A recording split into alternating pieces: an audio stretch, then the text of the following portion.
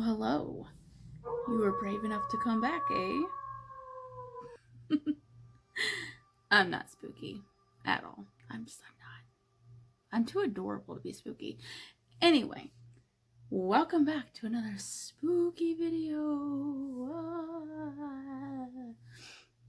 Again, I'm not spooky.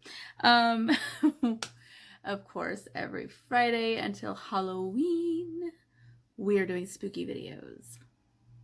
So if you're new to the channel, hit subscribe, because why wouldn't you want to join in this fun? It's gonna make sense. Wax, by the way, really hard to work with. Oh my gosh. I just wanted to make a wart, but it's so hard. I may have got in over my head on this SFX stuff. I can't even talk. All right. It's time to get spooky. I'm going to try and do the Wicked Witch of the West. That's the goal today. And I'm going to be using face paints. I bought an actual face paint palette, y'all. I ain't playing. So, I'm going to paint my face and we're going to get spooky. Stay tuned.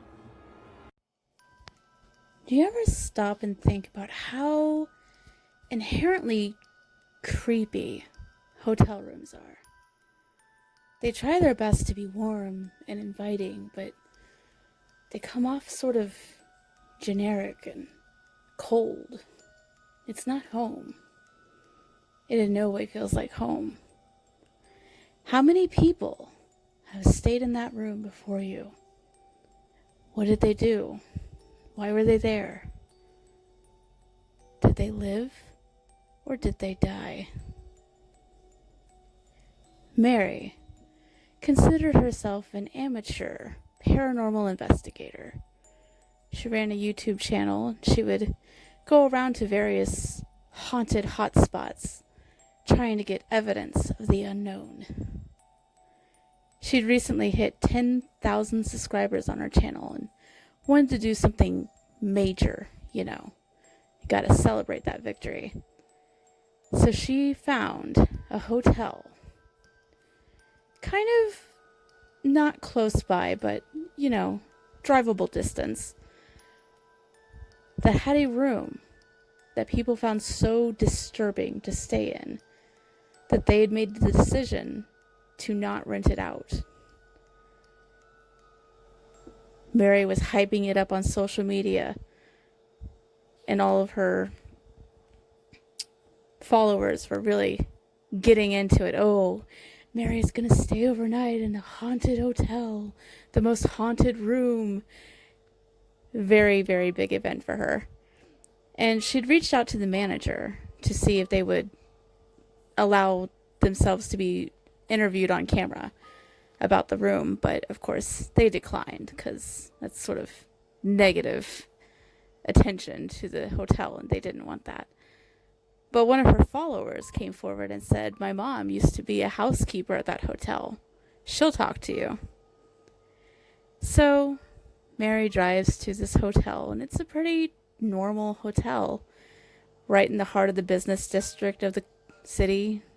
Perfect location for anyone with business meetings or, if you're there for pleasure. Not too far from any of the local, family fun spots.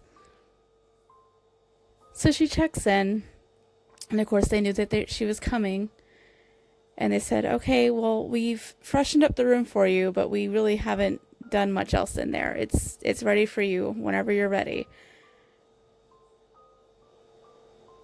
So she goes up to the room, and it's just a normal hotel room.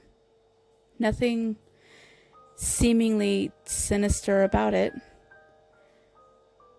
As she's unpacking her equipment, she hears a light knock on the door. So she goes to open it, but there was no one there. No one in the hallway. She thought that was very odd, but not exactly proof of paranormal activity. Perhaps a small child had just gotten mixed up on what room they were going back to. Couldn't really prove anything had happened there. Plus, she didn't have any cameras rolling.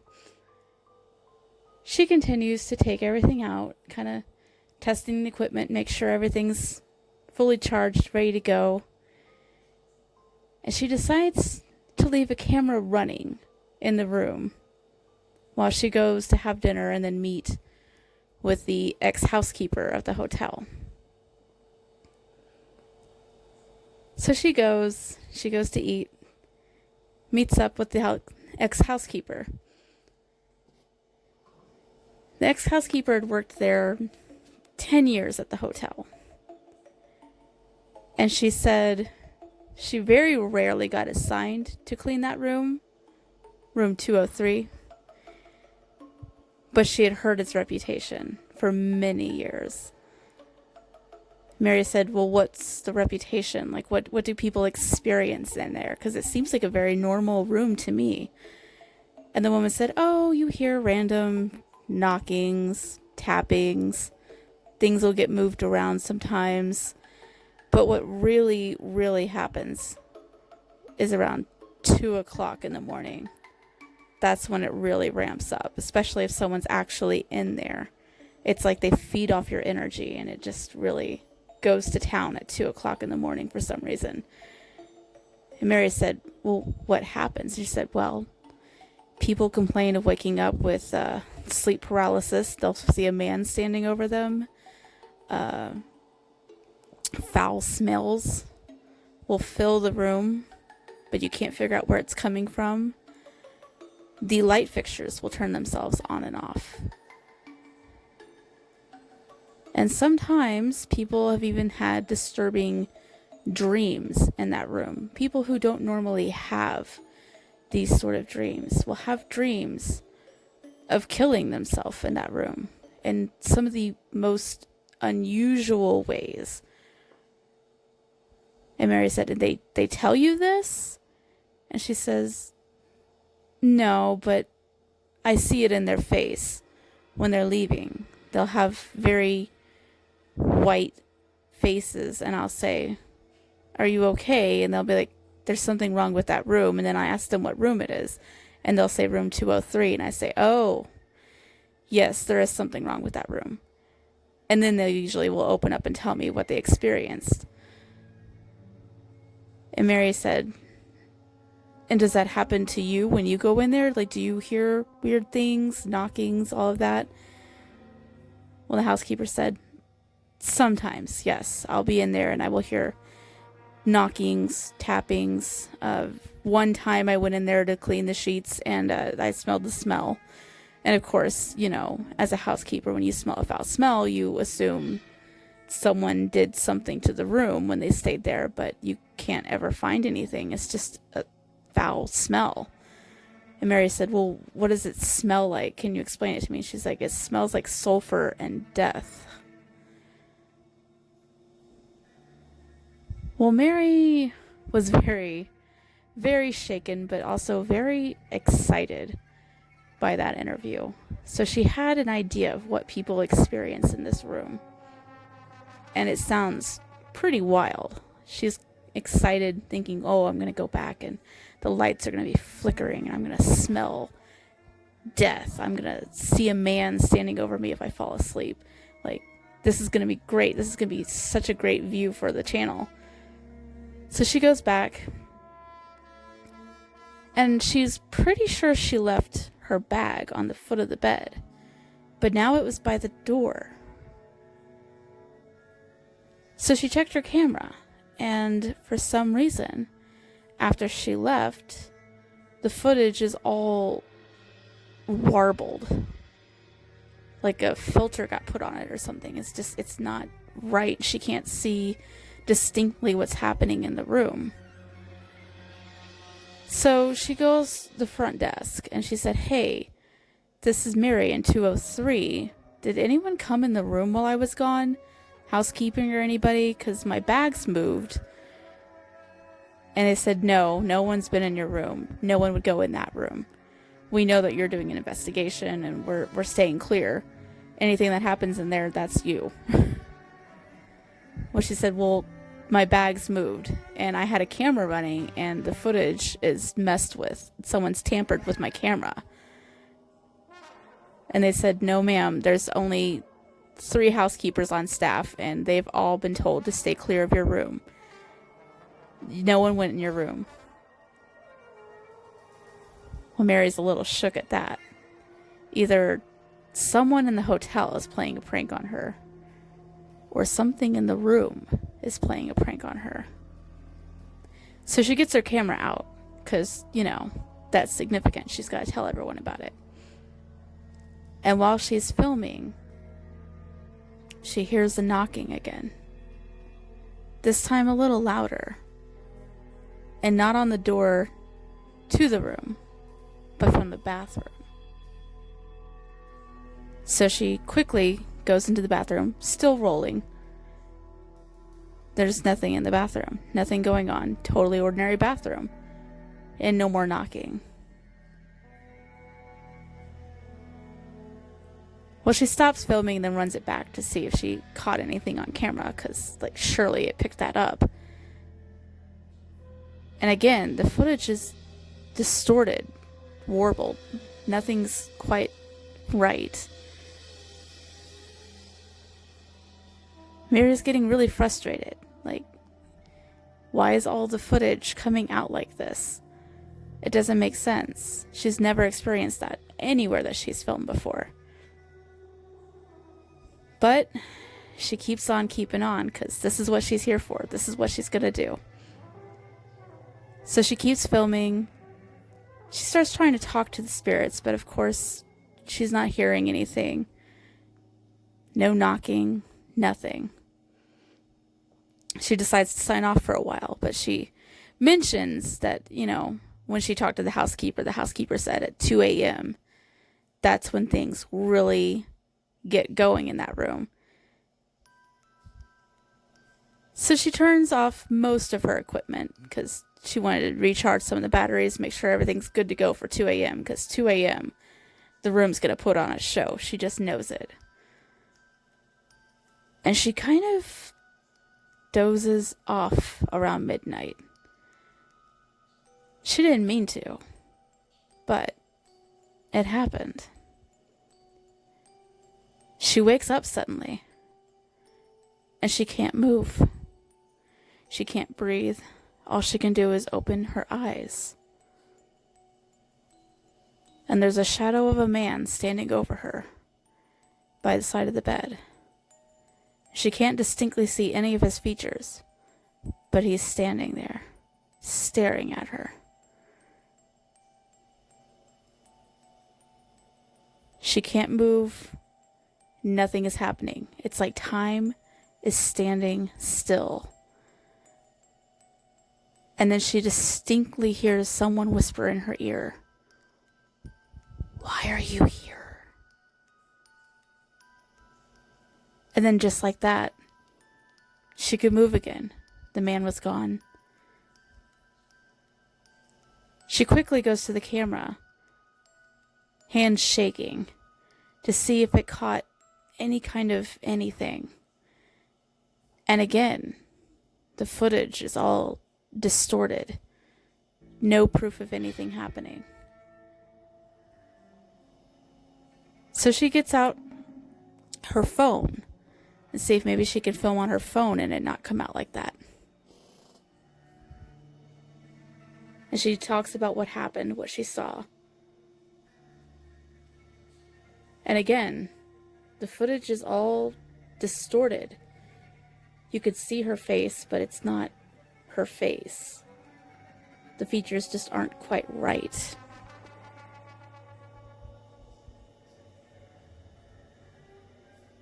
Well, she gets everything set up for 2 o'clock. And exactly 1:55 a.m., she hears a loud knocking on the door.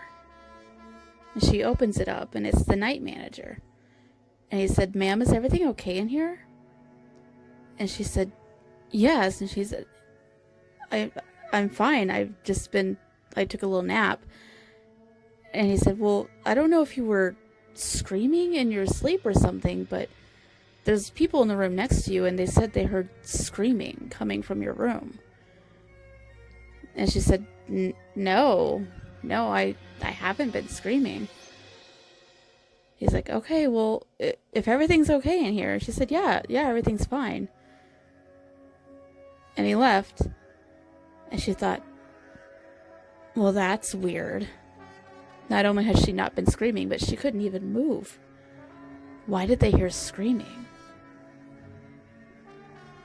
She finished setting everything up. And then before she knew it, it was 2 o'clock. And she was waiting for something to happen. But nothing happened. Then finally, about 2:30, the shower turned on in the bathroom. So she goes in the bathroom to film. And as soon as she goes into the bathroom, it turns off. So she goes back into the regular room, sits on the bed. The light turns off in the bathroom and then turns back on. And she had a camera angled to catch any kind of anything happening in the bathroom, of course, because they told her that stuff happens in the bathroom. She didn't know if she was going to have any of the footage, though, since everything's coming out so distorted and warped and just weird. And she'd had a tape recorder going the entire time, so she was really hoping that she caught something in there. Who knows? Maybe it caught the scream. Maybe she did scream. Maybe she dreamed the whole thing. She wasn't sure. Nothing was really making sense anymore. About 3 o'clock, she started smelling something. It felt like it was coming through the vents, but the vents weren't even blowing. It smelled like death. And then she heard a knock at the door again. She looks through the little peephole, and there was no one there. Then she hears a knocking in the bathroom. She looks in the bathroom,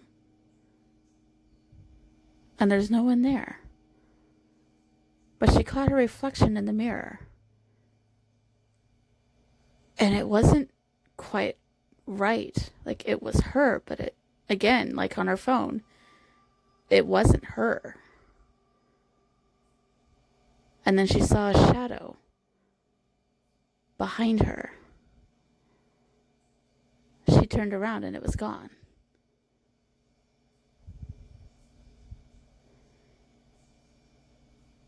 She goes back in the room, sits down on the bed,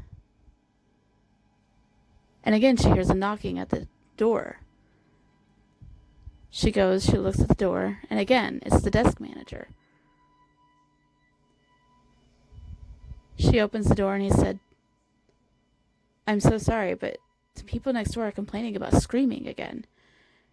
Is everything okay in here? I know this room is, it has a reputation, but are you okay? Is everything fine?" And she said, "I mean, there's some weird knockings and stuff happening, but no, I haven't been screaming."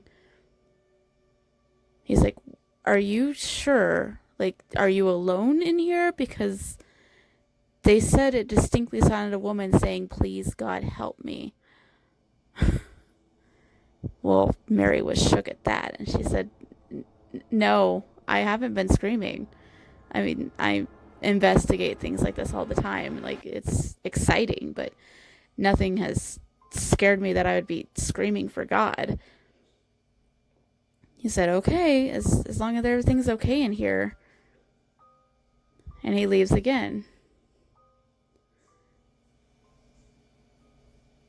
Well, this time, Mary's really puzzled. I mean, it was one thing when they first said that they heard screaming, but for them to distinctly hear a woman screaming, "Please, God, help me."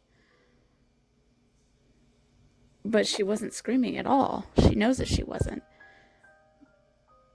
This room was really getting to her.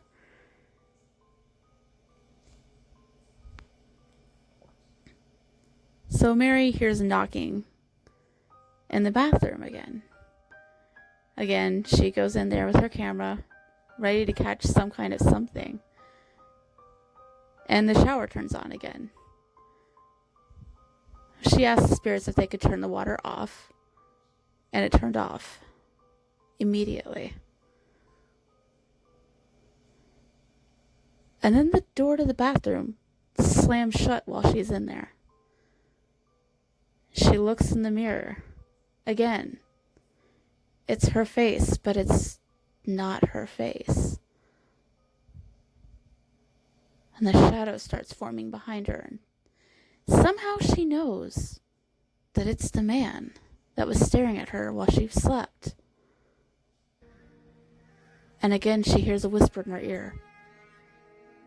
Why are you here? So she declares, I'm Mary. I'm an investigator. And I just want to see what's happening in this room. Who are you? What happened to you? Why are you here still? Nothing. The man just stands there. Again, pure shadow. She can't see any kind of face.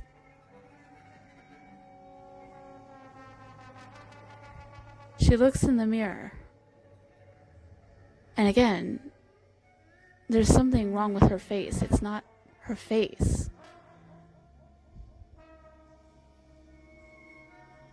And then suddenly, it's like she got slapped. But her face never moved. But she distinctly felt the pressure of a slap on her face. Well, she turns to open the door, but the door won't open. The shower turns on again. The man is gone. And suddenly she's like, maybe I need to take a shower. She couldn't really understand why she felt like she needed to take a shower. But she needed to take a shower. So she gets in the shower with her clothes on. And somehow the shower curtains, they got around her neck, over her face, and they were getting tighter and tighter.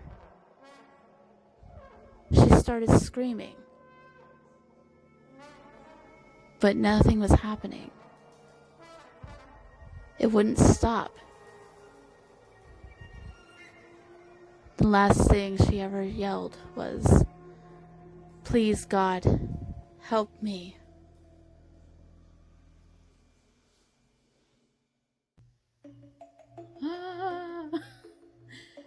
Here's my Wicked Witch of the West. But glam, you know, because it's me.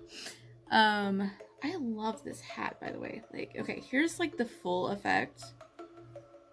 But like, I wanted you to see my face. But like, ooh, look at the little skull and like the feathers. Like, Walmart. I did not expect to buy. Like, I was like figuring just plain black hat, you know? Like, but no, they had like some cool hats, and I was like, okay, work. So here's this. I hope you guys enjoyed the story. And this thing gave me so many problems. I'm gonna have to like watch some like videos and like how people do wax stuff, because like sis ain't getting it on her own. Alright, that's all for now. I'll see you guys next week. Bye. Mwah.